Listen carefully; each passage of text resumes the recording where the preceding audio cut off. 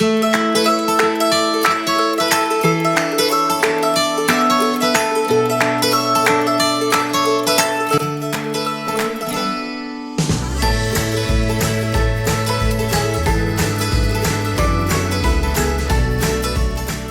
aujourd'hui, on a installé la greenhouse mobile dans une banque, à la Caisse d'épargne d'Amiens.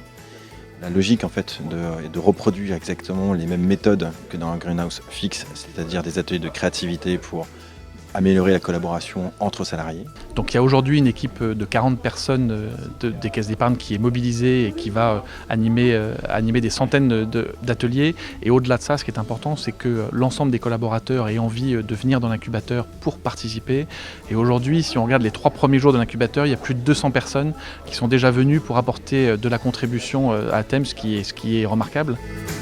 Ce qui est très appréciable dans la démarche d'incubateur également, c'est qu'on procède à de l'expérimentation en même temps qu'on réfléchit et on projette notre avenir. Et ça, je crois que c'est une forme qui est extrêmement moderne et efficace pour agir, parce que ça permet de tester des solutions, ça permet éventuellement de revenir sur elles, de les adapter, voire de les éliminer le moment venu, mais fort d'une expérience qui aura été démontrée pendant l'incubateur. Je pense que ça fonctionne parce qu'on se pose aussi autour d'un sujet avec différentes personnes, de différents univers, de différents niveaux aussi au niveau de l'entreprise. Donc c'est ce qui est vraiment enrichissant et pertinent, je trouve, dans la réflexion.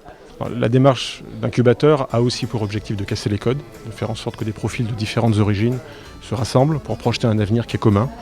Et ça, c'est extrêmement positif parce que c'est la richesse qu'on peut ainsi mobiliser au bénéfice de tous.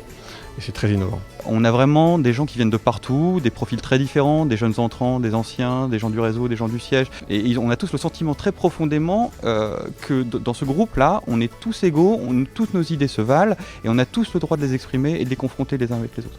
Et cette liberté de parole-là, oui, ça crée une émulation. Les vibrations, c'est que ça bouillonne, donc c'est très bien parce que ça discute, ça échange, ça partage. Moi, c'est tout à fait ce qui me correspond et ce que je peux attendre d'une démarche de ce type-là. Le ressenti, c'est que finalement, on n'a pas de dérive dans les échanges. On est vraiment sur de la critique constructive. On est vraiment tout de suite sur le cœur des sujets, notamment avec les outils qui sont mis à disposition via les iPads, les apports comme aujourd'hui dans le cadre de cette journée expertise où les experts nous montrent aussi que notre environnement bouge et que nous, on a quand même tendance à se regarder un petit peu trop. C'est très original. Nous, on a la conviction qu'il faut travailler différemment et puis de manière beaucoup plus ouverte et beaucoup plus rapide.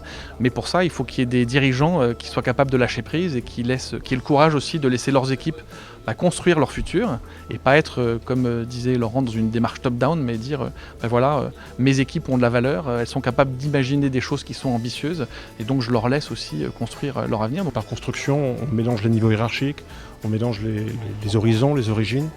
Donc ça crée de la richesse et c'est ça le futur de l'entreprise. Et ça, je trouve ça absolument formidable. C'est une vraie richesse que l'on peut mesurer en live lorsqu'on est dans l'incubateur.